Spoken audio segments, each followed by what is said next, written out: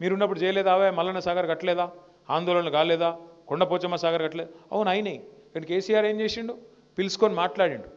ఆ రోజు మంత్రులు డైరెక్ట్గా పోయి రోజులు చర్చలు చేసి ఒప్పించి మెప్పించి వాళ్ళకి ఎంత ఇయ్యాలనో ఇప్పించి అవసరమైతే ప్లాట్ ఇచ్చి ఇల్లు ఇచ్చి పరిహారం ఇచ్చి వాళ్ళకి రేపటి రోజున మీ భూముల విలువ పెడుతుందని చెప్పి సంజాయించి కాలు పట్టుకొని కడుపులో తల పెట్టుకొని ఒప్పించుకున్నాం ఆఖరికి చేసుకున్నాం మరి వీళ్ళేం చేయాలి ముఖం చాటేస్తే అయిపోతుందా అందుకే మీరు దయచేసి చేయాల్సిన డిమాండ్లు మూడే ఒకటి మాకు అలైన్మెంట్ అన్నా శాస్త్రీయంగా చేయండి మేము అభివృద్ధి వ్యతిరేకం కాదు రెండు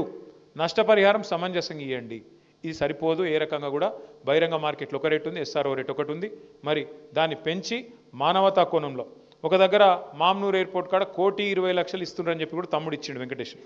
ఎకరానికి ఎయిర్పోర్ట్ 1,20,00,000 ఇస్తారు మరి మీ దగ్గర ఎందుకు ఇవ్వద్దు అనేది మీ ప్రశ్న అది వాస్తవమో కాదో నాకు తెలియదు చూడండి వాస్తవం అయితే సంతోషమే రాములన్న అయితే అవన్నీ కూడా లాయర్లకు ఇవ్వండి ఇంకా అదే చెప్తున్నాను ఎందుకు చెప్తున్నా అంటే వాళ్ళు ఇంటూరు కాబట్టి ఎవరికన్నా మీకు న్యాయ సలహాలు కావాలంటే మీకు ఎవరికైనా సరే న్యాయ సలహాలు కావాలంటే ఇగో మన తెలంగాణ భవన్ గారు దీని పేరు ఇప్పటి నుంచిగా జనతా గ్యారేజ్ మీరు ఎప్పుడంటే అప్పుడు రావచ్చు మీకు ఏ సమస్యలు ఉన్నా వాళ్ళకి చెప్పచ్చు